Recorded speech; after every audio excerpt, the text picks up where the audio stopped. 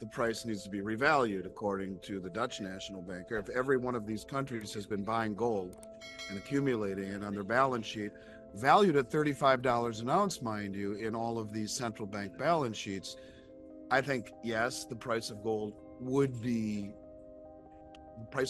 have to be either revalued, or you would have to expand the gold market.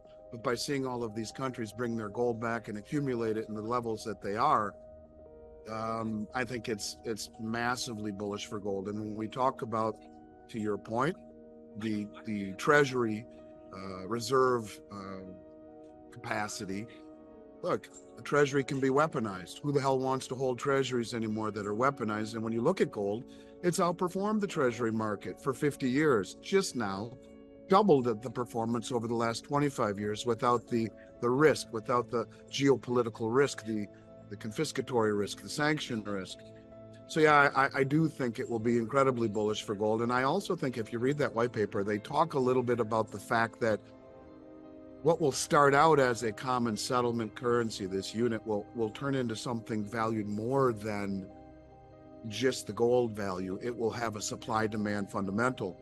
And if all of a sudden we move to a system that inspires trust, rather than one where they have to rely upon a government that is broke, insolvent, and going around the world and imposing their will in what is viewed as a hypocritical position, yeah, the demand for the unit could explode, and it could become, as the paper describes, a unit of settlement that actually becomes worth more than the underlying assets based upon supply and demand. But to your point, yeah, the gold market will expand and will be revalued, or a combination of the both.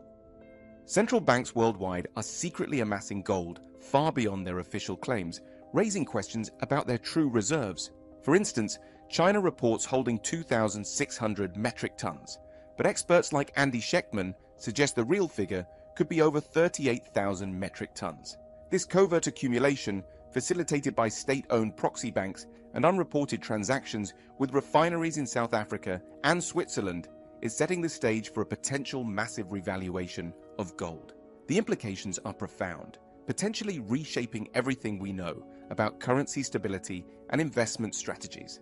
Why would these nations hide their true gold reserves? Simply put, secrecy allows them to manipulate gold prices, making future acquisitions cheaper. As Schectman and other experts point out, this hidden stockpiling could lead to a dramatic increase in gold's market value, shifting global power dynamics and economic strategies. If the true extent of these reserves is revealed, it could drastically alter the financial landscape, making gold a key player in international finance.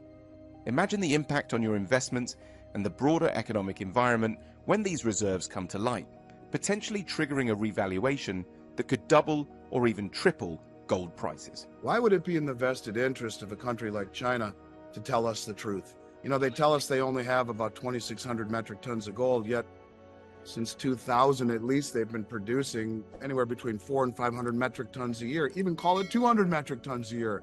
The numbers would be extraordinarily higher than what they are. And my entire career, Chris, everyone would always say that the Chinese are very much not forthright with how much gold they accumulate. In fact, their numbers would stay around 1,200 metric tons forever, and they would never update them. And I think it would be in their vested interest to keep that close to the vest. And I think it's phooey.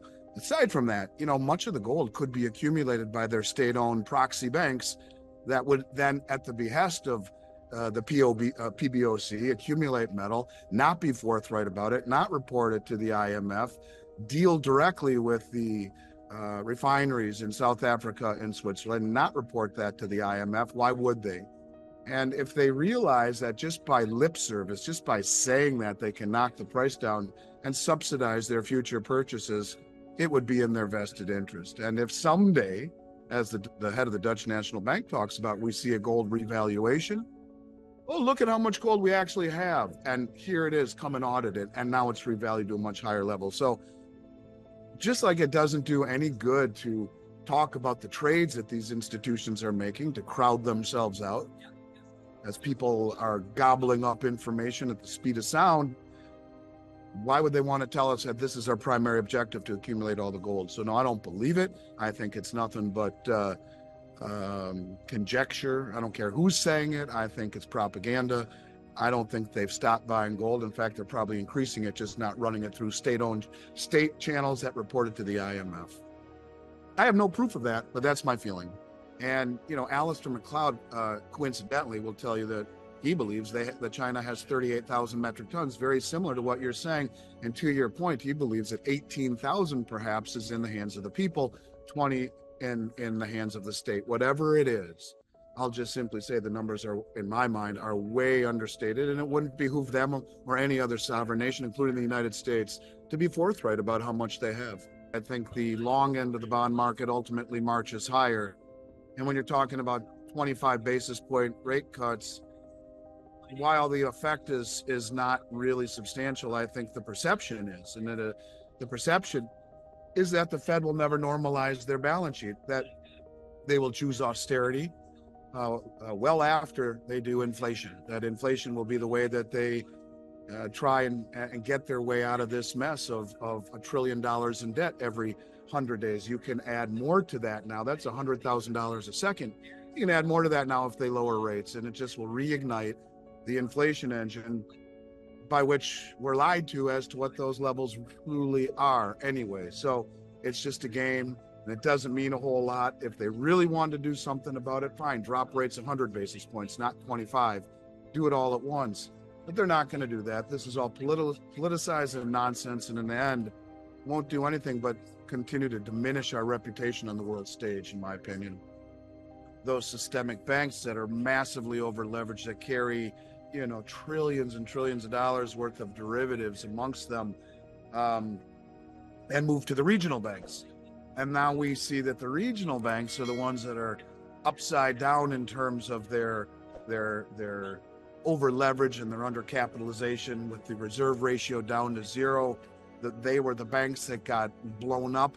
Those are the banks that are not too big to fail. Those are the banks that hold the majority of the commercial real estate and the small business loans. Those are the banks that are in trouble. And as everyone has been chasing yield, moving into money markets and short-term treasuries, they've gone back into the big banks. And if indeed that were the case, where we see one of these big banks fail, as a result, it ignites a fuse of panic that this country has never seen. I hope it doesn't happen, but yeah, all of these banks are really, when you look at it, not in a good position to weather a massive uptick in interest rates. I can understand why they want to lower rates, but yeah, when you look at the balance sheets of these banks, they're not good, and even though they're too big to fail, they're very, very precarious. And it's not only their balance sheet, it's the derivative exposure that they had. That's why we had to bail out AIG way back when, because AIG issued the reinsurance, the credit default swaps against these banks. It's if one bank fails, what happens to the rest? This is exactly why UBS had to buy Credit Suisse. Evidently, it was too systemic. What happens when one fails, who has deals with 12 others, and starts to bring everyone down? This is the chain reaction that I think would be very, very concerning and very frightening. Quite frankly, I'm surprised to hear them say that they indeed did fail the stress test. I would think they would keep that quiet more than anything. But it's an indictment of the system. This is why you're hearing them talk of lowering interest rates, albeit only 25 basis points is what they're expecting. I guess that's what you have to do in a system that is as sick as this is. Yeah, it is. I mean, and that's even what Putin said in his speech in St. Petersburg recently, that Bretton Woods system is dead and the dollar is backed by nothing but the perceived confidence and faith in the dollar.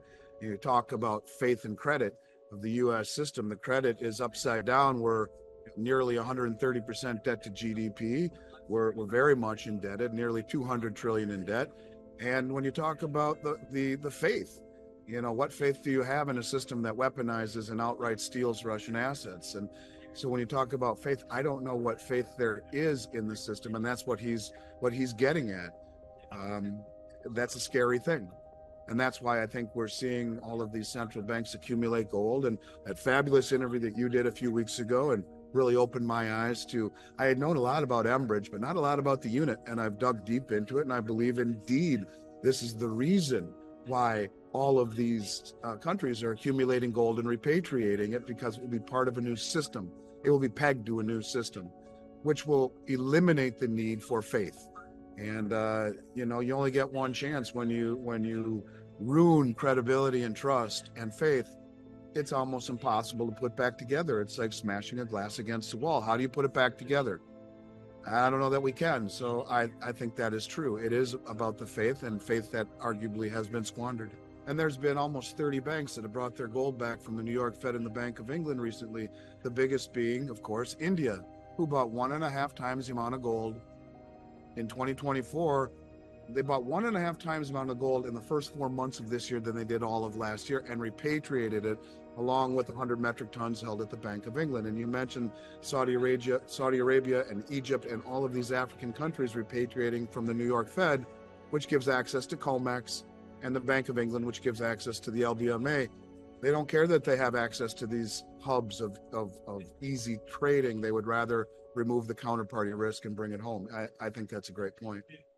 As someone who shipped silver and gold around the world, I would be shocked if $4 is what it would cost to ship each ounce. I mean, from here to Canada, it's a whole different story, but you're still going by air most of the time. It's a lot less than that. So I guess we'll have to see ultimately, but I would think that 4 would still be enticing. Move it up to 8, 9, 10, 12, and all of a sudden there won't be an ounce left that isn't nailed down to the floor in any of the Western vaults. The price needs to be revalued according to the Dutch National Bank. If every one of these countries has been buying gold and accumulating it on their balance sheet, valued at $35 an ounce, mind you, in all of these central bank balance sheets, I think, yes, the price of gold would have to be either revalued, or you would have to expand the gold market. But by seeing all of these countries bring their gold back and accumulate it in the levels that they are, I think it's massively bullish for gold. And when we talk about, to your point, the Treasury reserve capacity, look, the Treasury can be weaponized. Who the hell wants to hold treasuries anymore that are weaponized? And when you look at gold, it's outperformed the Treasury market for 50 years. Just now, doubled the performance over the last 25 years without the risk, without the geopolitical risk, the confiscatory risk, the sanction risk. So yeah, I do think it will be incredibly bullish for gold. And I also think if you read that white paper, they talk a little bit about the fact that what will start out as a common settlement currency, this unit, will turn into something valued more than just the gold value. It will have a supply-demand fundamental.